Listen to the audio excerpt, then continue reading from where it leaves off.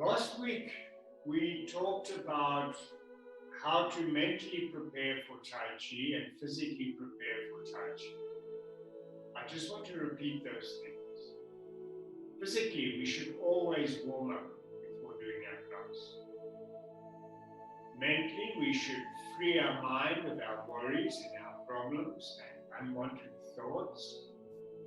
And we should try to relax. The more we relax, the more we will be able to do our Tai Chi from within. We need to be very patient when we do Tai Chi.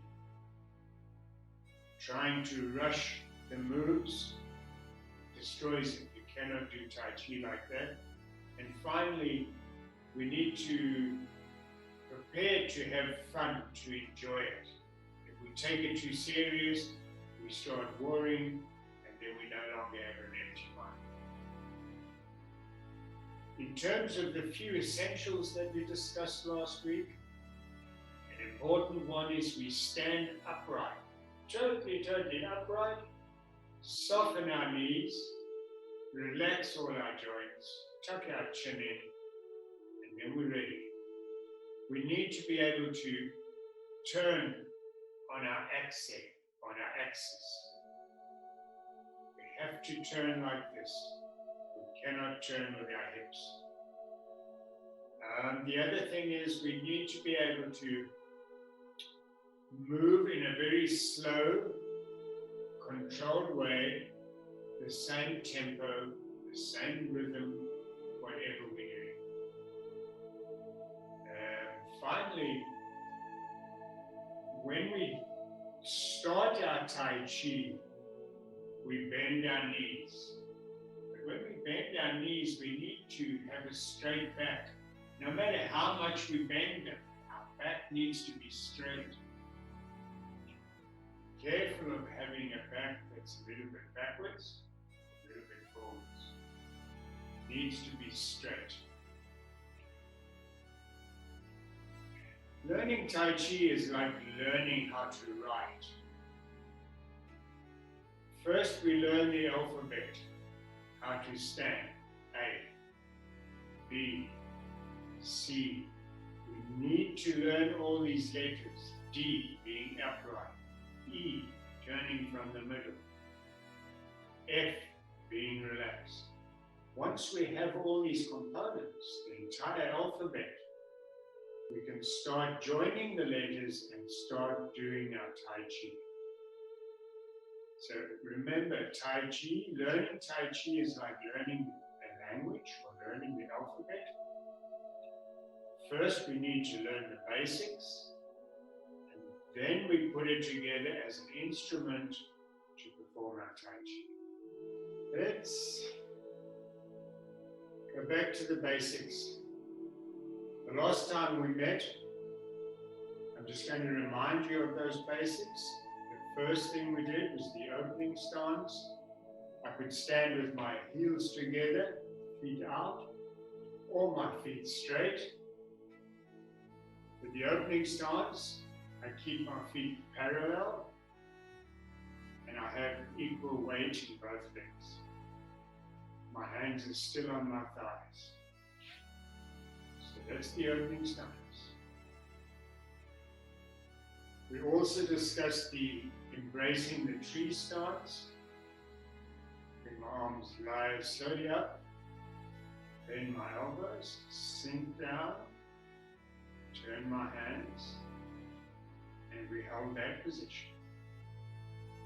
If you can practice this position at home, if you can hold it for 2, 3, 4, 5 minutes, the longer you hold it, the better you will be at it, the better you will feel.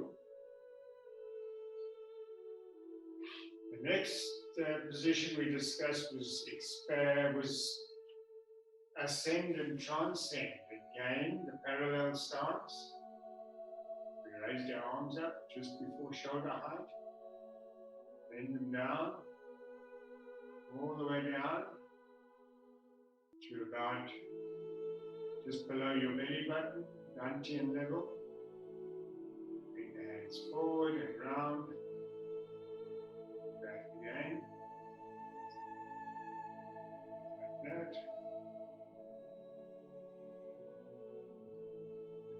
The next position we did was expand and contract.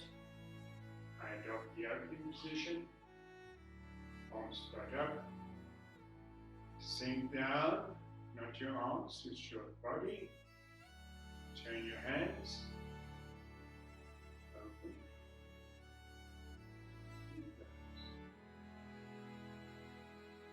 breathe in, breathe out. Now, before we move on to the next things today, I want to do expand and contract for at least a minute with you, and ascend and descend for at least a minute. Let's do ascend and descend. I'm going to turn sideways. We'll do it for at least a minute. Adopt the opening stance, feet parallel, knees softly bent. Raise your arms, flip your elbows, and sink down. Repeat that, breathe in, hold it, breathe out. Let's go for at least a minute.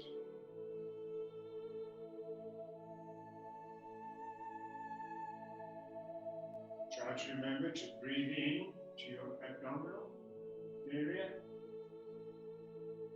and breathe out to your chest. Breathe in and out.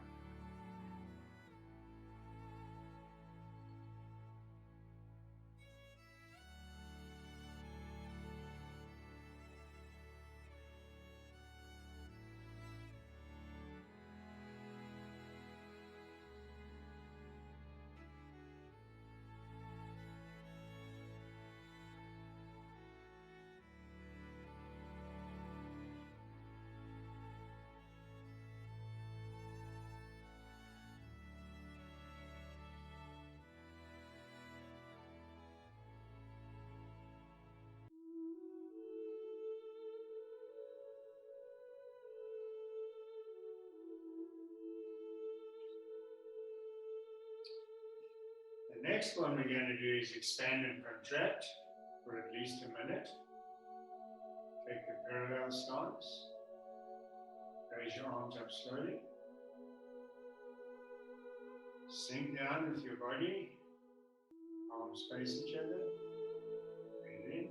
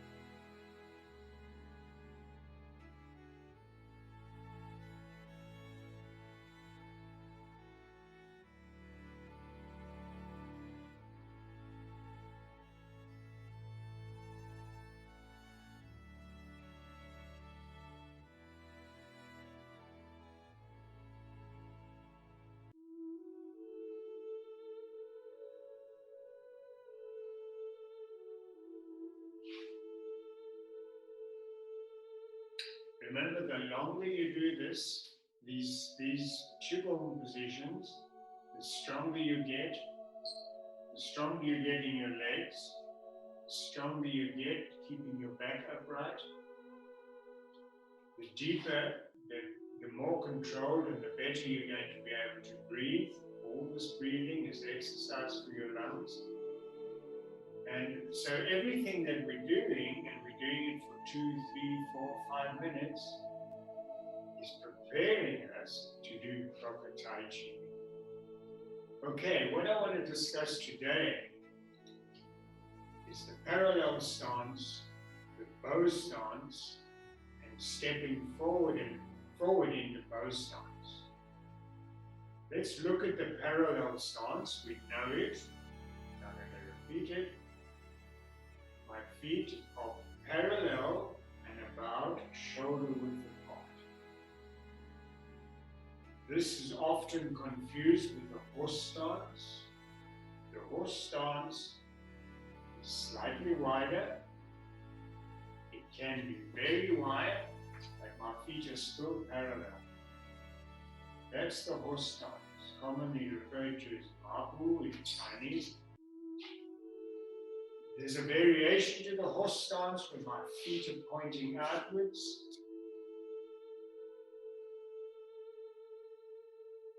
It's not what we're talking about. We're talking about feet parallel. A wide stance is a horse stance. What we're doing today is the parallel stance, also called the ready stance in martial arts. When we move in the parallel stance, I transfer my weight to the side. I step, my foot lands toe first, my foot lands parallel. I take a step, I'm parallel.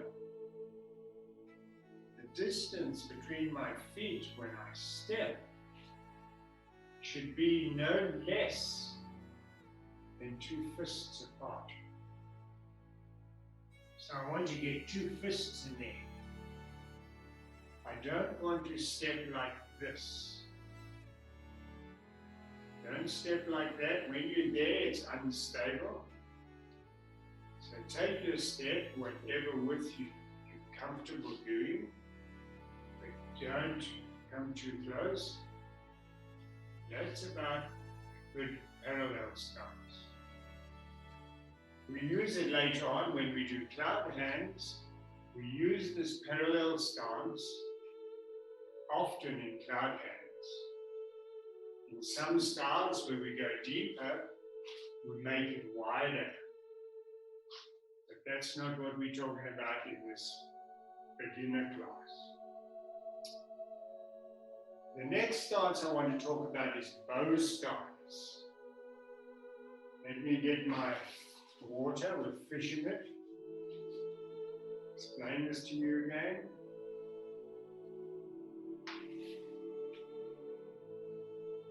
If I'm in parallel stance, the water is running between my feet.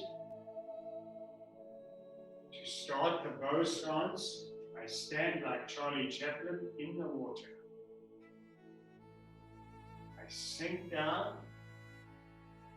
and I move my foot in an arc. And I step over the water, heel first, transfer my weight onto that leg. About 70% of my weight, or 80%. It's difficult to tell.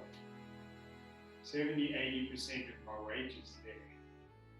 But the water is now, if I took another step, the water should be, there's that arc, the water should be running between my feet. The difference,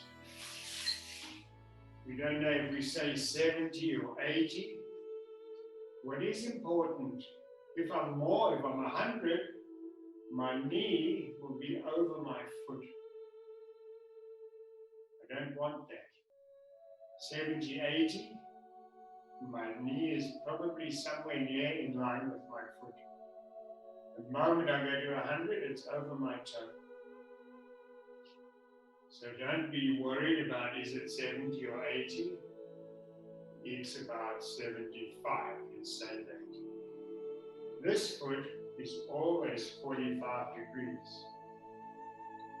This one is straight. My back is straight. Be careful, that's not straight, and that's not straight. I'm not using any muscles to have a straight posture. When I take my step, there's my arm, I take the step.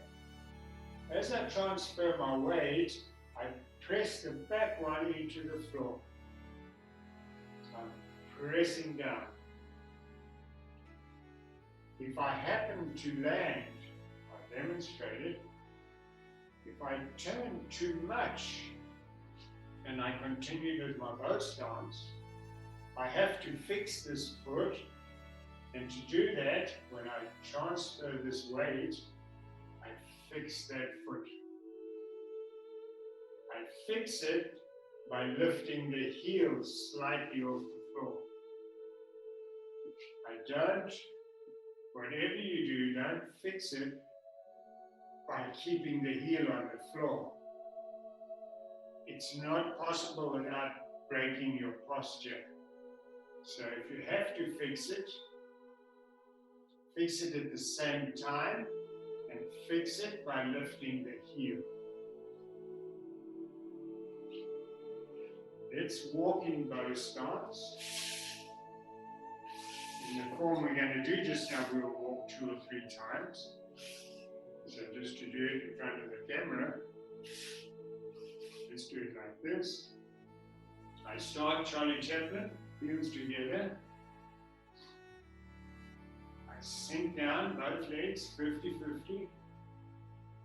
I now put 100 in this leg, and I can stand on it, and I move my foot in an arc, heel first, foot straight, and I settle there. To go back, I turn, I go to 100% of my weight in this leg, so I can stand on it. There's this arc, there's the arc over the water.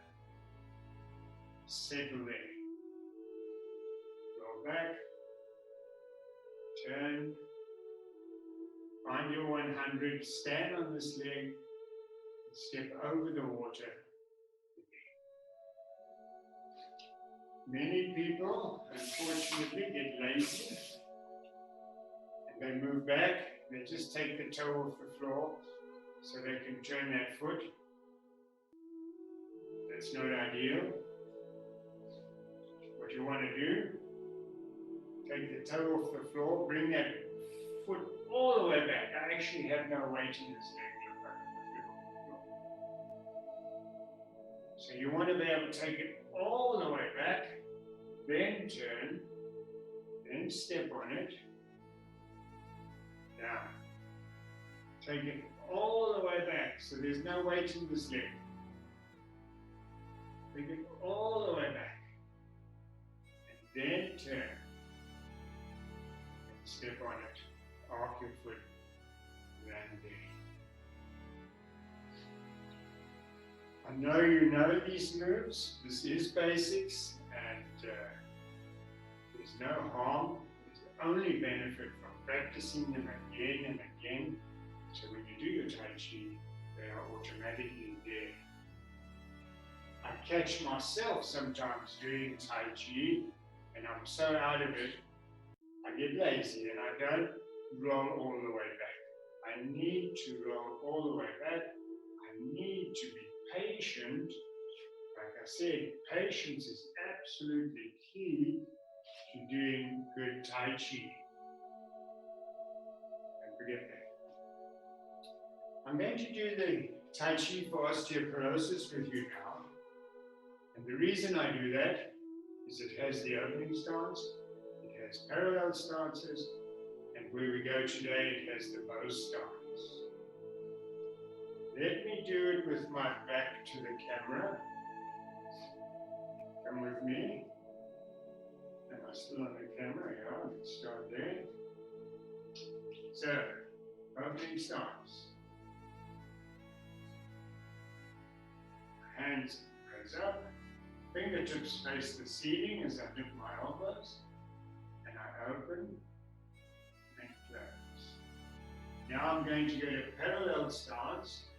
Toe first, foot straight, once.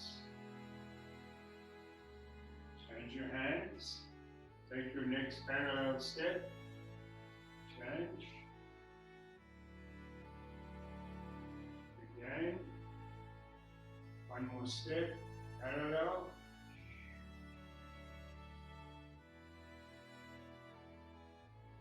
All the way across.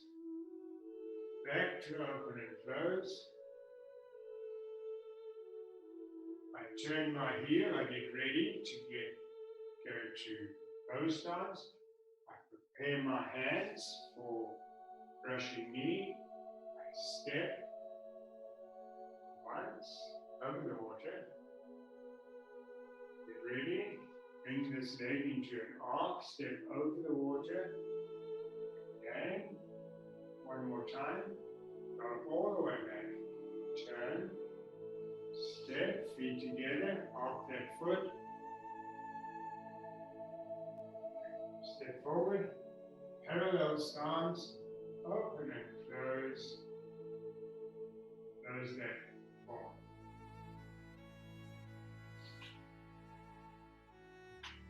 Thank you very much.